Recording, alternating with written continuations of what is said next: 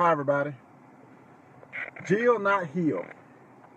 How are you guys doing today? It's a very nice day out today. Very sunny. Um, couple things. Couple things I wanted to discuss about the movement going forward. After the election, that's when we really see who we are. After the election, things are gonna get very quiet. It's gonna get very dull. And that sometimes can be very boring. But that's the part that defines us. That's the part when we define who we are. Are we willing to step up to the plate on November 9th? Are we willing to stay the course on November 9th? Are we willing to do that? That's going to tell us how serious we are about a revolution. Real progressives will be tested. The spirit of real progressives. Hey, Tanya from Alabama. Real progressives will be tested. Our spirit will be tested. And our spirit is fundamentally strong. But that's when we determine who we are. Over the weekend, we had a lot of extraordinary things go down. A lot of things went down over the weekend. A lot of real progressives was on the ground, making things happen, shaking things up, fighting for the things that they believe in their heart, fighting for the issues that all of us care about. They was putting themselves out there on the line. I wish I could have been there with them this weekend. And make no mistake, I will be on the ground at some point myself. But you had the Steves of the world, you had the Kills of the world, the Jack and Luke Miles of the world, out there putting themselves on the line, speaking the truth, making their voices heard, speaking truth to a system that's in injustice and haven't served us right for some time now. Speaking truth to the values that we all believe in, and that's what they did, and they put themselves on the line to do it. That's why I'm here. Because I'm surrounded by a bunch of people that aren't scared to tell the truth and that are quick on their feet. And if people that are not like that, I don't really feel like being around them. That's why I'm here. Those guys out there are true warriors. They are real progressives. And I'm just glad to be in the same conversation with them. I'm glad to know them. I'm glad to be able to call them family, because they are real. You guys are real. You guys are family. We can't give up. But what we can't afford to do is, after the election, go back to sleep.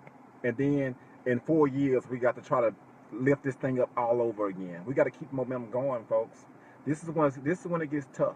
It's gonna get tough. It's not gonna be as exciting as it once was.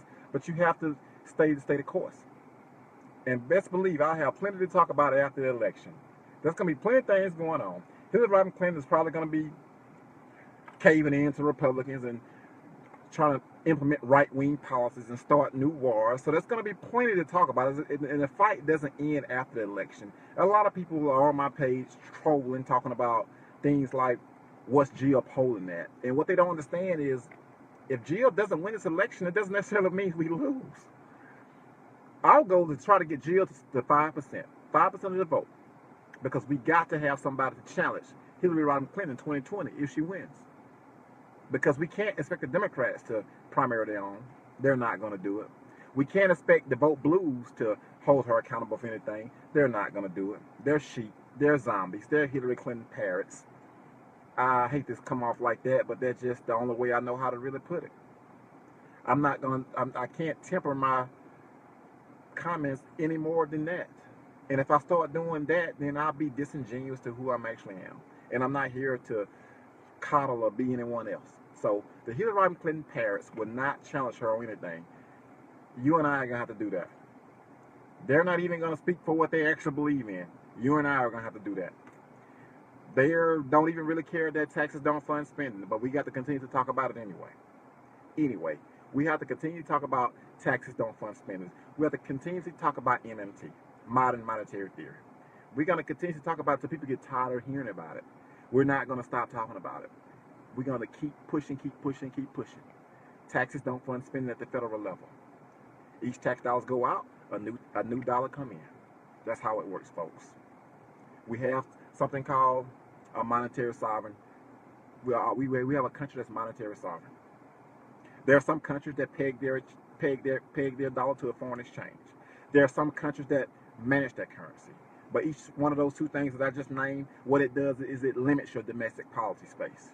Meaning you can't ever pursue anything such as full employment, universal health care, free college. But when you have a free floating currency like we have, you have more domestic policy space to pursue things like full employment, universal health care, things like that. You have those things. But the problem is we're still in the mindset that we are pegged by gold. And this mindset is going to kill people, and it's going to put the United States economy back into a recession. Because each time when our deficits were too small, when we didn't spend enough money into the economy, a recession happened without exception. Every single time. Every single time. Uncle Sam could never go broke. When you're the issue of your own currency, you could never run out. Nor do you need to borrow it from someone. Borrowing your own current currency would make no sense. Can you imagine going up to China and saying, hey, Mr. China, can we borrow some US dollars, please? It wouldn't make sense. It doesn't make sense. That's not how it works, folks. But the problem is, it's not just about getting the elites in Washington to know that we know that they're lying to us. The problem is getting the ordinary people to realize that these folks here don't care. To get the ordinary people to know that we don't care. Yes, they're terrified about the debt. They're terrified about the debts that don't exist. They're terrified about electronic numbers that can be eliminated tomorrow with a keystroke.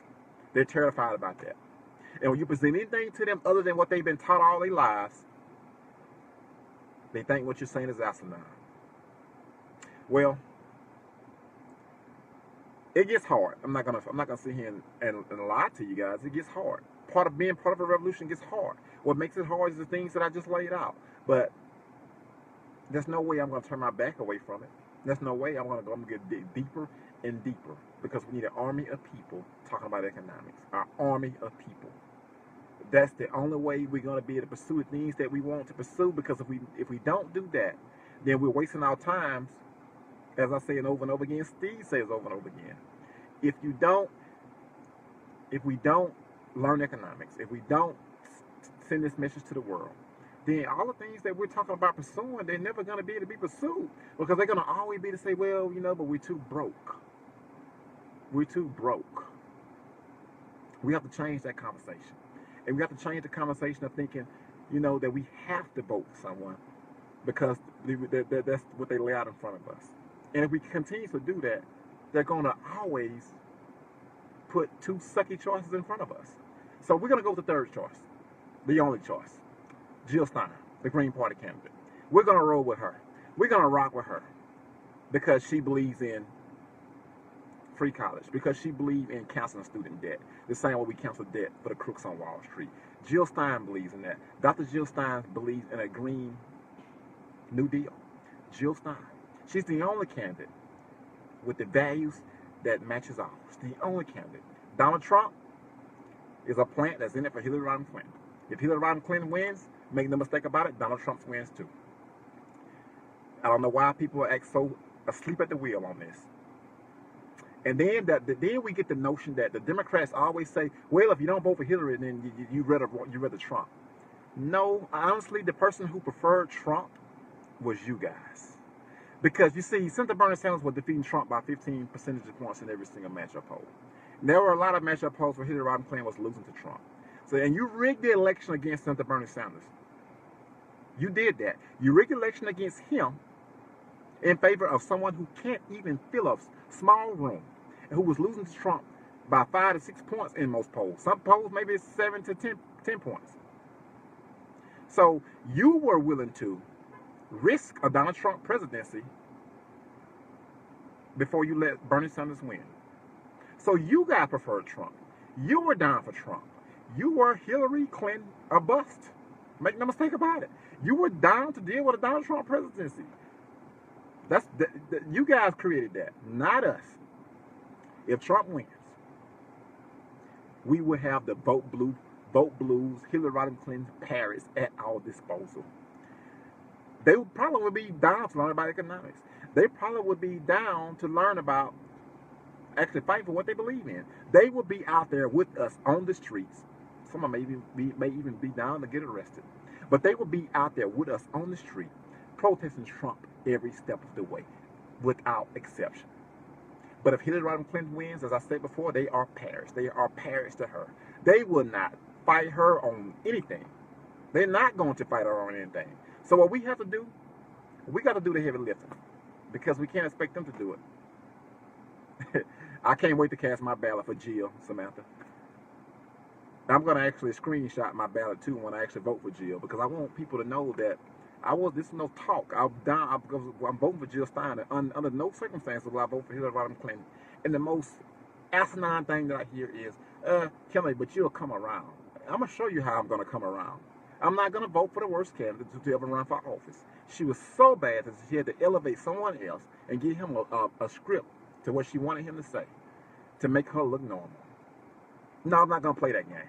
Real progressives not going to play that game. None of us are going to play that game. We're not going to do it. We're not going to do it, and we're not going to do it any longer. We're no longer interested in someone telling us we're unrealistic or we should wait. When we know the truth. We're no longer interested in someone telling us that we are a nation that's broke and we can't pursue things like full unemployment. When we know that we're monetary sovereign, we know that they're lying to us.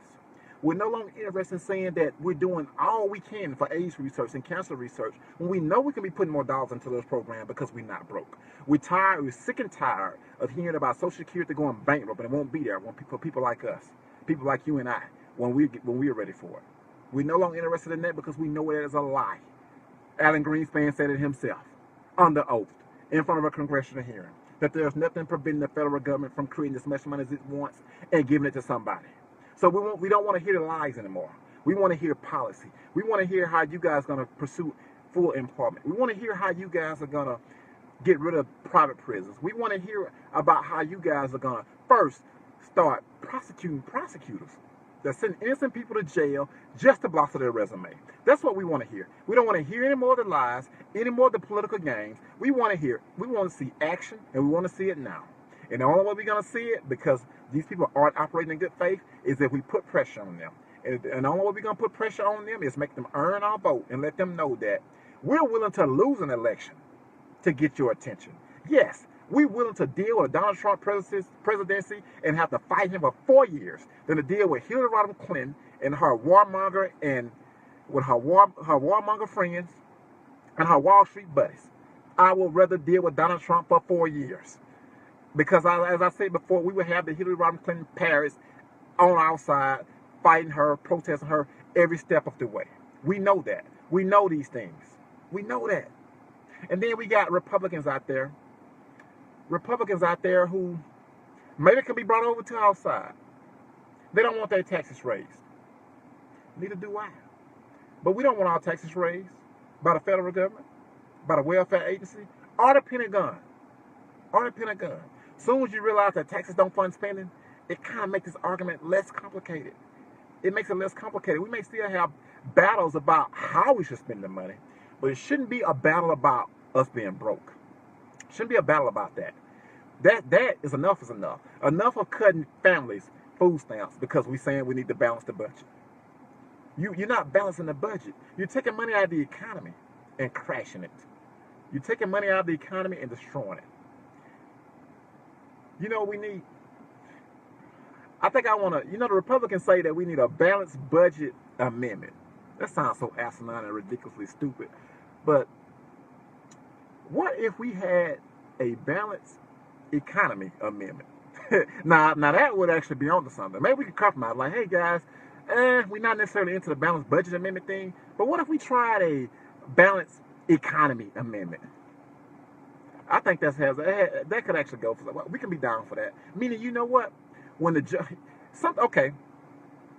sports, I know a lot of you guys out there follow sports. You got your favorite teams. You have the NBA, for example. Take the NBA. The salary cap rose in the National Basketball Association because of a new current TV deal. So that means a lot of players who were just average players were getting superstar contracts. They were getting like big, massive contracts. I have no problem with it. I think you should make as much money as you can. I don't have no issue with that, as long as it's not at the expense of anyone else. But They got a new TV deal, which made their contracts explode. So they got a whole lot of money. So these teams that didn't get the players that they want, they still had to spend that money on somebody. You know why? Because they had to meet the floor. And what it's called in the floor in the NBA salary cap, meaning they have to spend a certain amount of money to keep the teams competitive. Because if you don't do that and you let owners just spend just the bare minimum, then a product that they're putting out to the consumers, people like you and I, is going to suck. And the owners are going to just pocket the money in their own pockets. You see what I'm saying? So what if we had a balanced economy amendment that says, if you have a trade deficit, if you had a if you didn't have full employment, if you had a lot of private debt, you have to meet the floor in the budget of how much money you spend in the budget every year into the economy. You have to spend so many dollars into the economy every year, and you can do the numbers based on the ratios of our sector balances. I don't see why that wouldn't work right there. That may be a faster way to get us off this whole notion that we're stuck to the gold standard. If we had a situation kind of like we got in the NBA with the salary cap, where we had to spend so much money into the economy every year, you have to meet the floor. That could actually, that would save lives. And it would save the economy for sure. You have to meet the floor. Have to meet the floor. I think a balanced economy amendment. You like that, Lynn? I think that's something that we should actually, conversate, dialogue about more. A balanced economy amendment. Maybe we should actually fight for that. The Tea Party, hey, we don't agree with them, but they took over Congress and they put things out there that they wanted to put out there.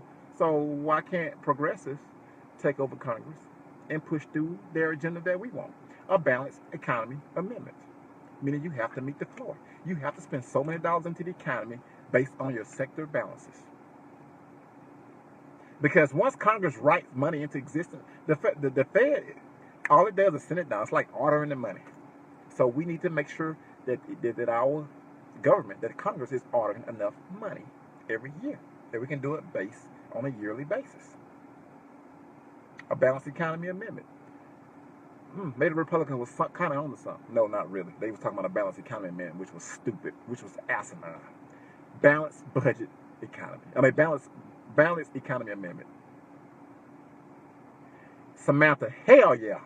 We definitely need to push for EMT to be in public schools, because you know what? I asked my teacher back in the early 2000s, I said, you know what? We talking about so much debt and deficits, and I'm probably 14 at the time.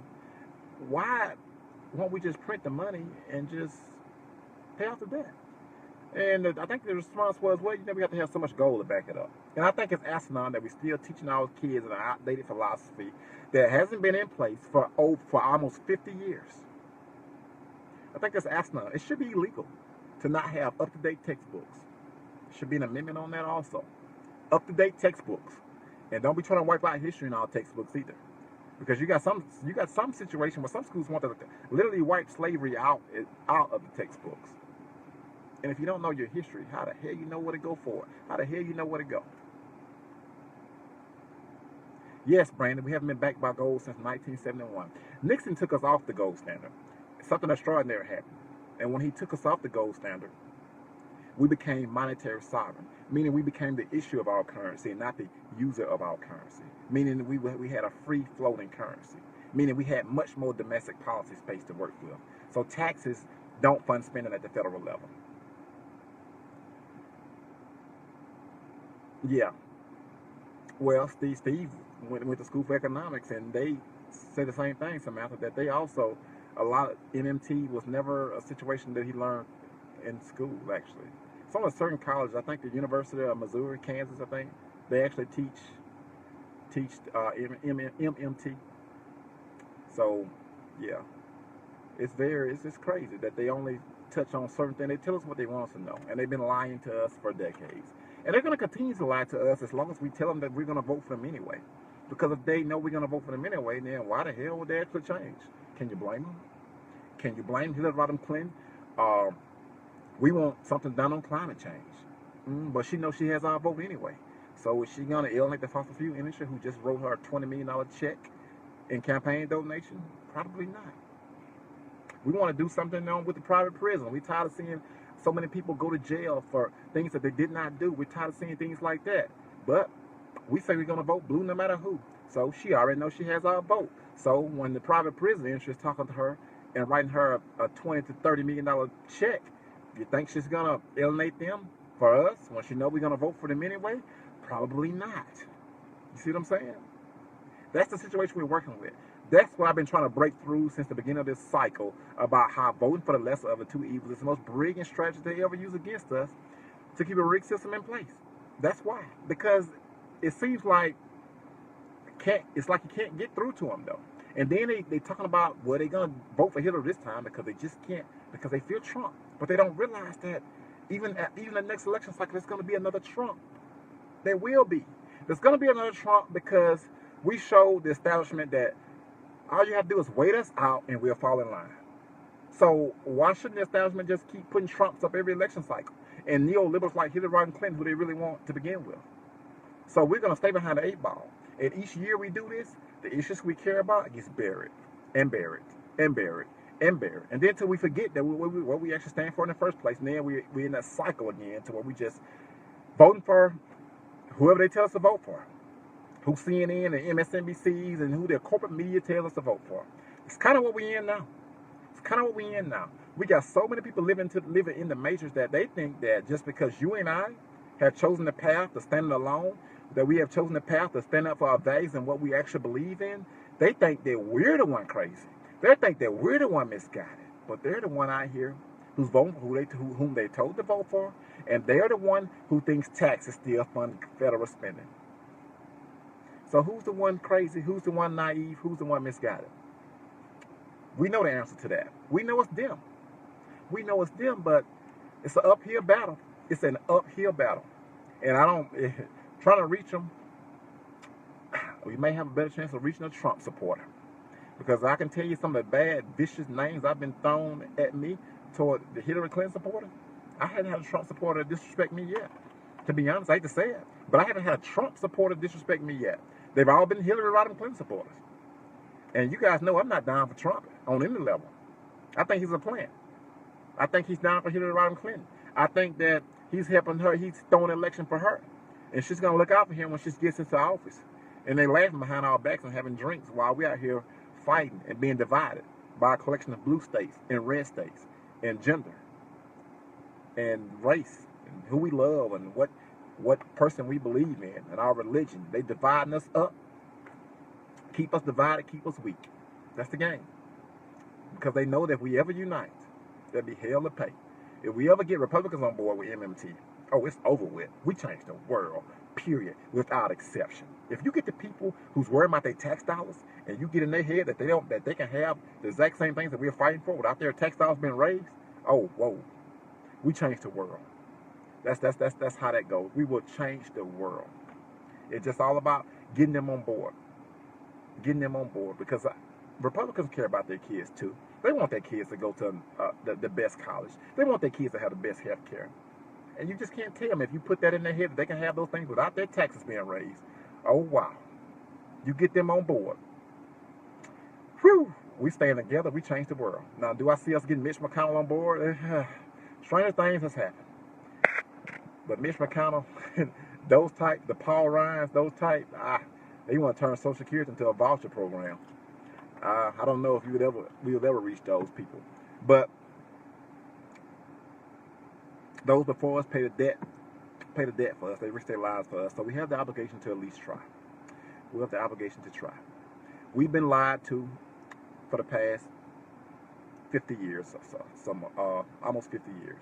It's time that we let them know that we are onto the games. It's time to let them know that we're not going to take it anymore. And it starts with us. And it starts, to be honest with you, it starts November 9th. That's when it starts. Because every election year, these politicians come out here to pacify us. They pacify us. They give us just a little bit just to keep us quiet. And just a little bit to where they don't alienate their big money donors. That's what this is all about. They rile us up after the election cycle. And then they're gone. You don't see them in your communities no more. You don't see them in the neighborhoods no more. You don't see them talk about the issues that you champion, that you wanted to hear about anymore. You don't see it anymore because they know that once they get elected, everybody go back to their respective corners and go back to sleep. And that's why they've been getting away with what they've been getting away with for decades. And that's what they expect us to do this time. This time has to be different. It has to be different. We have to break this cycle at some point. And if it's not now, it's not ever. It has to be now. We're doing this for our kids. We're doing this for those that pay the debt that I always talk about that came before us, that risked their lives. We owe that to them. We're doing this for us. We're doing this for our generation and the next generation. The generation before us got us a civil rights bill. The generation before us ended slavery. Now it's our turn to do something for the next generation. Economic revolution. One of the likes we've never seen before. We need to at least start the process, put it on the table, and let them know we're here, and we aren't going anywhere because this country belongs to us too, and not just to a handful of billionaires. I'm going to leave it there, guys. Have a great day, and I'm out.